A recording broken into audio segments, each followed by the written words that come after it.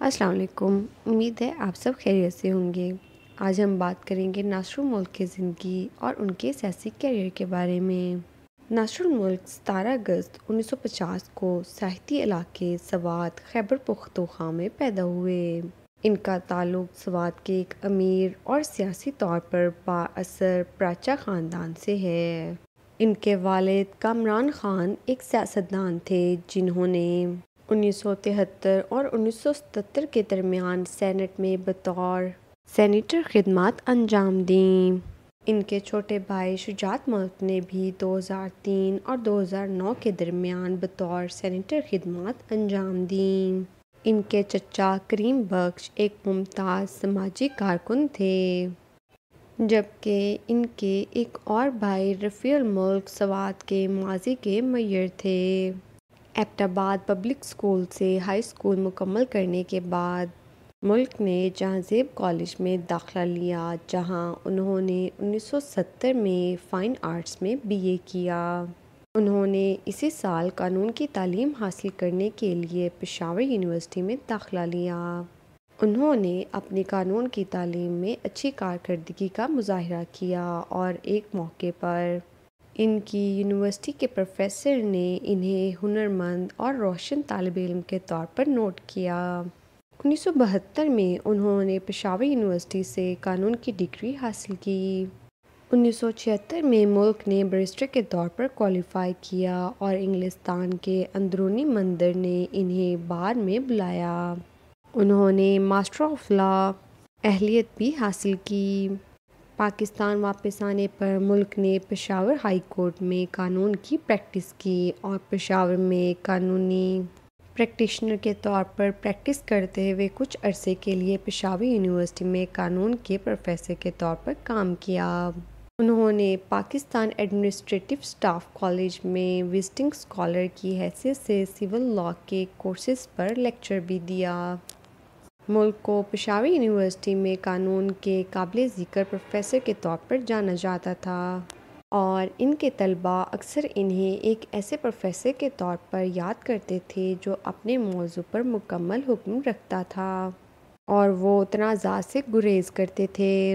ملک نے Peshawar high court میں 17 سال سے زائد عرصے تک قانون کی پریکٹس کی، جہاں انہوں نے اپنی اہلیت اور ان مقدمات کے حوالے سے مثبت نقطہ نظر کے لیے اپنی ساکھ بنائی جو انہوں نے لڑے تھے۔ ملک 1981 میں پشاور ہائی کورٹ کے سیکریٹری جنرل منتخب ہوئے۔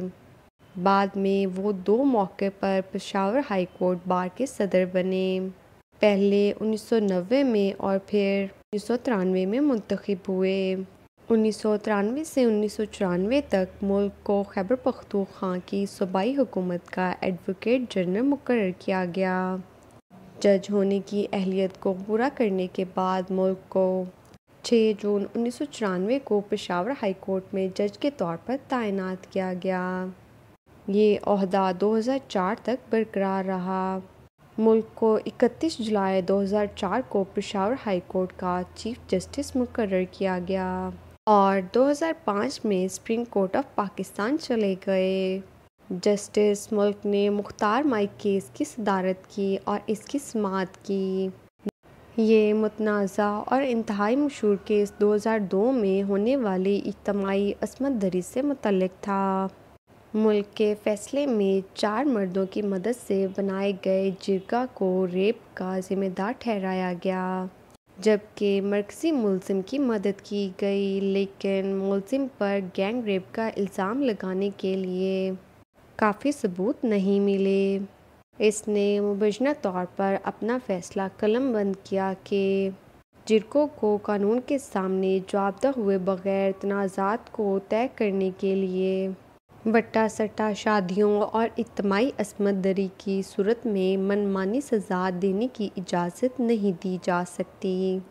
2 نومبر 2007 کو بیرسٹر اعتزاز احسن نے سپریم کورٹ میں ایک درخواست جمع کرائی جس میں حکومت کو پاکستان میں مارشل لاء لگانے سے روکا جائے۔ درخواست کا جائزہ لیتے ہوئے سپریم کورٹ آف پاکستان میں 7 پینل کے بینچ نے 3 نومبر 2007 کو ریاستی ایمرجنسی کے نفاذ کے خلاف حکم امتناعی جاری کیا۔